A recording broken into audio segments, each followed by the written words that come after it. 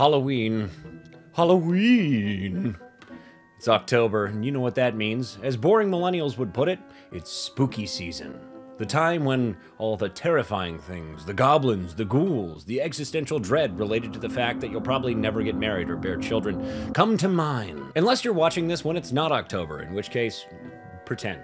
What is Halloween? Where did it come from? And who cares? Some of these questions and less answered in today's video when we discuss the history of Halloween. I'm King Trout, and despite what the divorce proceedings would have you believe, I'm a good man, and I will get custody of the kids, you stupid bitch. Our story begins 2,000 years ago on an island to the left of England, known for its hatred of Margaret Thatcher, alcoholism, and a gambling game wherein you start your car. Ireland. At this point in time, the British Isles, as well as Ireland, were occupied by a group of people called the Celts. The Celts were a group of people who would later change the pronunciation to Celts, move to Boston, Massachusetts, and become a shitty NBA team. They followed a calendar which divided the year in half the months being months of light, and half the months being months of dark. On the day that their calendar transitioned from these months of light to months of dark, they celebrated a festival which they called Samhain. This day being October 31st. Samhain was primarily a harvest festival, but they also believed that on this day, the veil between our earthly world and the spiritual other world was at its thinnest. The Celtic other world was the home to spirits, some good and some not so good. You can kind of almost think of it as like the Catholic purgatory. Or if you're a nerd, like the Lands Between from Elden Ring. They celebrated this festival by creating giant communal bonfires which they would gather around, and everyone would take part of the bonfire home to light their hearths for the winter. They would also offer sacrifices to the spirits, sometimes food or animals or maybe people. Maybe people. No, there's some evidence there might have been people that they sacrificed, but we can't be sure. But maybe people. Another thing they did, since the spirits could make their way from the other world into ours, and you didn't want to get got by a spooky spirit or a goblin ghoul, is you would dress up, so as to confuse the spirits. They may have magical powers and the ability to move from one realm into another, but change your clothes and I have no idea who you are. They continued this until the year 46 AD, when for some reason Julius Caesar decided he wanted to conquer Britain.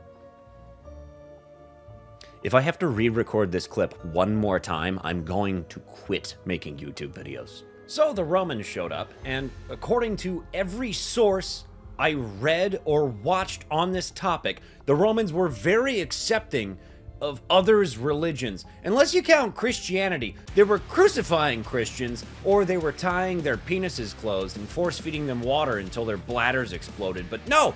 Contemporary historians are like, no, they were very accepting of other cultures' religions. Sure. Well, we won. Regardless, the Romans had a festival they called Feralia, which was celebrated in February. The Romans were obsessed with lost spirits who hadn't found their way to the underworld. In this Roman festival, they worshipped the goddess Pomona, who was the goddess of fertility and a bountiful harvest. They saw how similar their festival of Feralia was to the Celtic Samhain and kind of mushed them together. Apples were a symbol of the goddess, and a method of divination in ancient Rome, or to tell the future, was to fill a barrel full of water and then put apples in it so they float to the top and try and grab them with your teeth. Listen, I didn't look into it, so I don't know how you tell the future by doing that, but bobbing for apples is an ancient Roman method of divination. And now you can't walk away from this video and be like, I didn't learn anything, because if you're telling me that you knew that bobbing for apples was an ancient Roman method of divination, you're full of shit. You're a liar. You're a liar, because no one knew that. No one knows that. I learned that, and I still don't even understand how. It's gross. You're dunking your head in a cesspit full of other people's spit to attempt to grab an apple. How does that predict the future? How does that predict the fucking future? I digress. So the Romans and the Celts have blended their ideologies together. Fast forward a couple hundred centuries, because nothing very important happened, but now the Catholic Church has its eyes on the British Isles. So the Catholic Church, with the intention of converting those living on the British Isles, saw that it was in their best interest to let the local celebrations continue to exist, but with a new Christian flair. The church realized that in order to convert these pagans, they had to allow for some of their more hard-set traditions to continue to exist, but with a little bit of a Christian twist on them. Now, I know 25 seconds ago I just talked shit about the Romans, claiming they didn't do the same thing. But as a Catholic, my religion is correct.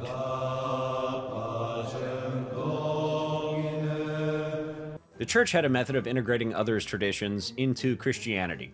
Now, the understanding was that they would have a festival or a set of traditions that had a general theme, in this case, the divide between life and death, and there would be a new wraparound theme involving Christendom. This was the same technique the Catholic Church used to turn the pagan tradition of Yuletide into modern-day Christmas. The church had a holy day in March, which they called All Hallows Day, to celebrate venerated saints. Hallow meaning a holy person. In the 9th century, churches on the British Isles began to celebrate All Hallows Day, or as it later came to be known, All Saints' Day, on November 1st. November 1st being the official day for All Saints' Day was extended to the entirety of the Catholic Church by Pope Gregory IV during his papacy. The day after All Saints' Day, November 2nd, was declared All Souls' Day, a day to pray for anyone whose soul was lost in purgatory. All Souls' Day having that common theme with Samhain, where you're essentially praying for souls trapped somewhere between life and death. So we have All Souls' Day on November the 2nd, All Saints' Day, or All Hallows' Day, on November the 1st. The day before, October 31st, was called All Hallows Eve, or for short, Hallows Eve, or for even shorter, Hallow Eve, or for even shorter than that, Halloween. In much the same way you would say New Year's Eve. It's the evening before New Year's. New Year's Eve. Yeah, shorten it up. Except it was All Hallows evening, the evening before All Hallows Day. And then een is just another way of shorting evening. That's why in the original spellings of Halloween, there's an apostrophe between the E's. The more you know. As time went on, most of these traditions kind of continued. They just lost touch with their pagan roots. For example, instead of dressing up as spirits, instead, mostly children would dress up as venerated saints. Like, I went to Catholic school when I was a kid, and on All Saints' Day back in like 2004, I dressed up as St. Patrick. Here, I'll put up a picture of it. If I can find one. During that period of a few hundred years that I glossed over so casually just a moment ago, the Celts were pushed back from the entirety of the island of Britain to primarily Ireland and what is now modern-day Scotland by the Anglo-Saxons. Now, in traditional King Trout fashion, I will gloss over hundreds of years of British history because they had a civil war like every 10 minutes over there from the year 600 until the year 1700, and I don't care. I'm just using this as a vehicle to get the story to the important part when it goes to America. That being said, the Anglo-Saxons were originally Catholic, then they converted to Protestantism, there was a civil war, blah, blah, blah, blah, blah. Then a guy came along. Guy Fawkes. Guy Fawkes and some of his buddies wanted England to return to Catholicism. Based. Excuse me. So he had an idea. He was going to blow up Parliament. Now, if you'll give me just one moment.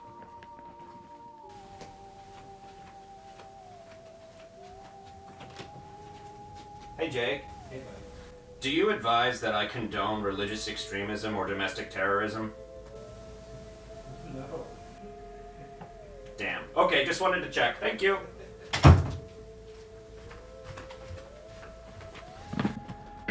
My attorney has advised me you should not do that. But, womp womp, bad news, he failed. As a result, he was hung and then drawn and quartered. The British celebrate this failed terrorist attack for some reason by wearing masks in the visage of Guy Fawkes, burning effigies of him, and starting bonfires. This celebration occurs on November the 5th.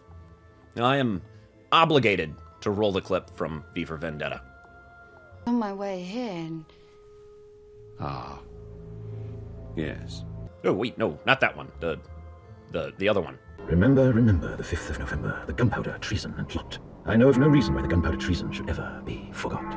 So now the English also have a festival where they wear costumes and light things on fire, at almost exactly the same time as the Irish and Scottish do. Now, the traditions of All Hallows Eve continued to grow in Scotland and Ireland up until about the 1840s, when a little thing called the potato famine occurred, and the British kind of incidentally genocided a million people. But about 20% of the population of Ireland fled to the United States. And oh, thank God, we finally made it to the part of the story that I care about, the part that takes place in America. All Hallows Eve had basically not been celebrated pretty much at all in the United States prior to the arrival of these Irish and Scottish immigrants, mainly because the population of America was almost entirely Protestant, and they really hated anything that was considered too Catholic. Man, one of the lights on my set has been off for like half of these clips. I'm gonna figure this out one day, I swear. I'm gonna figure out how to do this YouTube thing one day. Not today, but one day. The Irish and Scottish immigrants brought this tradition with them to the States, to which the Americans responded by going, "Oh man, that looks fun. I want to wear costumes and have a party." American children in particular took to the idea of dressing up in costumes, running around and having fun. Now, since most Americans, as I mentioned previously, at the time weren't Catholic, it kind of became a more secular thing. Having lost its religious roots, what eventually became modern-day Halloween started in America as what was called Mischief Night. On October 31st, children would dress up in costumes and wreak f***ing havoc. It was like the Purge, but for kids. They would run around breaking windows, destroying things, opening up gates on pastures to let all the animals out, to the point where in some places they didn't even call it Mischief Night, they called it Gate Night, because the kids would open up the gates, and they would pull other miscellaneous pranks. Now, one story that kept coming up over and over again while I was researching this was the story of, I think it was in New York, kids disassembled a cart and then rebuilt it on the roof of a barn, which is, alright, I'll give you credit for that, that's actually pretty fucking funny. Eventually, it got so bad that organizations like the Boy Scouts started hosting parades and other little bullshit to keep the kids distracted so they wouldn't absolutely demolish a town with their chaos. During this same period in time, a woman by the name of Doris Hudson Moss wrote an article for American Home magazine wherein she told the women of America, "Hey, I figured something out. If you offer these little hoodlums treats, they don't destroy your house." She had invented a form of bribery wherein she gave treats to the children to keep them from pulling tricks. Can you see where this is going? The phrase trick or treat, as adorable as it sounds, is a very thinly veiled threat. The concept wasn't entirely new, though. There was a tradition called soling, which took place on All Saints' Day in Europe, wherein impoverished families would go from house to house and be offered little cakes called soul cakes in exchange for prayers and songs. And there are plenty of traditions from all around the world wherein primarily children will go from home to home and they'll exchange like a song or something for, you know, a little treat. But trick-or-treating had a uniquely American twist on it. Give me candy or I'll destroy your house and kill your livestock. This tradition began to spread across the country because Americans found it the better option to the child purge I described earlier. In addition to trick-or-treating, many American schools and youth centers around the country began to hold costume creating contests and pumpkin carving contests so as to channel these children's destructive, chaotic energy into something productive and fun. These traditions continued to spread and grow across the country in the early 20th century until the post-World War II economic boom. America was doing great economically, and it didn't take long for companies to realize, hey, we can sell costumes and candy to people, make this a whole thing. In this post-war economic boom time of cookie-cutter houses in suburbia with white picket fences, nothing quite hit our American heartstrings more than sending our children dressed as goblins and ghouls from house to house to collect candy. The first Halloween celebrated by a president in the White House was Eisenhower, fittingly enough. Halloween continued to grow and grow until it became what it is today, the most quintessentially American holiday. An amalgamation of multiple different cultures' beliefs mushed together into one thing that we celebrate by buying cheap Chinese shit and corporatizing a religious festival. Ah, America. Currently, Halloween is a multi-billion-dollar industry each year, and nearly 1/4 of all candy sold in the United States of America annually is sold at Halloween. Where will Halloween go from here? I don't know, it's definitely not going anywhere. Like I just said a second ago, it's a multi-billion-dollar industry. Baby, it ain't going nowhere. From its humble beginnings as a Celtic pagan festival celebrating the harvest, to its current standing as a Spirit Halloween pop-up store appearing in an abandoned Target near your home, that's been the history of Halloween. Stay tuned for part 2 when I break down the origins behind all of the goblins and ghouls and spirits and monsters that we associate with the holiday. I've been King Trout, and as always, thank you for watching.